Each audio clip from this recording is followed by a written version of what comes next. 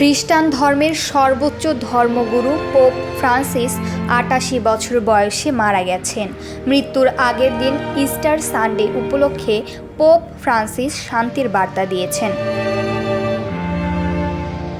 ওই অনুষ্ঠানে তার পক্ষ থেকে এক সহকারী বক্তব্য পাঠ করেন, যেখানে পোপ ফ্রান্সিস বলেন, অন্যের মতামতের প্রতি সম্মান ছাড়া কখনোই প্রকৃত শান্তি আসতে পারে না। ধর্মীয় স্বাধীনতা, চিন্তার স্বাধীনতা এবং মত প্রকাশের স্বাধীনতা ছাড়া শান্তি সম্ভব নয়।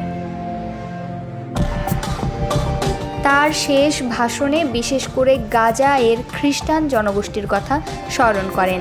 তিনি মনে করেন গাজার সংঘাত মৃত্যু ও ধ্বংস ডেকে আনছে, শোচনীয় মানবিক পরিস্থিতি তৈরি করেছে বলেও জানান তিনি। বিশ্বব্যাপী ইহুদি বিদ্বেষ উদ্বেগজনক হারে বাড়ছে বলেও জানান পোপ। তিনি বলেন, বিশ্বের নানা অঞ্চলে চলমান যুদ্ধে আমরা মৃত্যুর পিপাসা ও হত্যার উন্মাদনা দেখছি, যা ভয়াবহ। তিনি তার বার্তায় বলেন, আমি ইসরায়েলি জনগণ এবং ফিলিস্তিনি জনগণের দুর্দশার প্রতি আমার সমবেদনা প্রকাশ করছি। পোপ তার শেষ বার্তায় যুদ্ধবিরতির আহ্বান জানান, সেই সঙ্গে জিম্মিদের মুক্তি এবং ভবিষ্যতে শান্তির প্রতিষ্ঠার আশাবাদ জানিয়ে ক্ষুধার্ত মানুষের সাহায্যে এগিয়ে আসার আহ্বান জানান তিনি।